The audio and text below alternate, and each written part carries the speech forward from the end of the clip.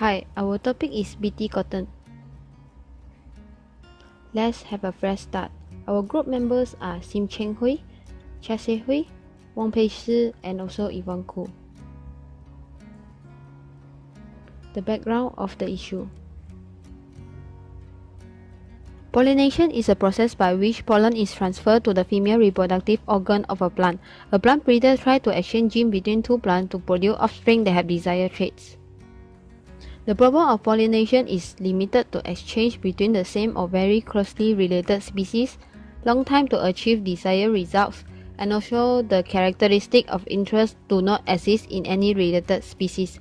All these problems can be solved by genetic modified technology. For cotton grower, there was a lot of pressure from pests before the introduction of BT cotton in 1996. Farmers were losing so much of their cotton to tobacco butworms, cotton bollworms, and also pink bollworms. BT cotton is an insect-resistant transgenic crop designed to combat the bollworm. Bollworm is the common term for moth larva that attacks the fruiting bodies of certain crops, especially cotton. BT cotton was created by genetically altering the cotton genome to express a microbial protein from the bacterium Bacillus thuringiensis. The transgene inserted into the plant's genome produced toxin crystals that the plant would not normally produce, which were then ingested by a certain population of organisms, leading to the organism's death. Next, we will discuss the ethical and safety issue of the BT cotton. First is the surge of farmer suicide in India. Industry promotes the use of pesticides to kill BT toxin-resistant pests and improve the BT crop use. However, increasing quantities of pesticides only cause ecological disruption and risk of crop failure. Economic distress due to expensive BT crop seed and pesticides lead to this phenomenon. Second is the corporate pattern controlling farmers. Dependence on GMO lead to the eradication of the farming traditions. Farmers will purchase the GM seeds annually from the biotechnology company and powerful biotechnology, hence taking control of the agriculture at the farmers' expenses. This is the ironic figure show this phenomenon. Third is the illiteracy of the farmers. The proper use of BT crop seeds is not explained to the farmers. Hence, farmers is unable to adopt the technology to produce high yield in safest way. Lack of education and enforcement lead to the risky plantation of the BT crops. Fourth, safety issue of GMOs concerned by NGOs. There is always ethical debate between the scientists and NGOs. NGOs insisted the idea that GMOs are not natural and concerning the safety of their release into the environment. Potential risk and solution. First, gene transfer to non-target species. Natural crossbreeding of crops resulting in the transfer of transgene into non-genetically engineered crops. Gene flow is contamination of the crops and reduce the value of non-transgenic crops.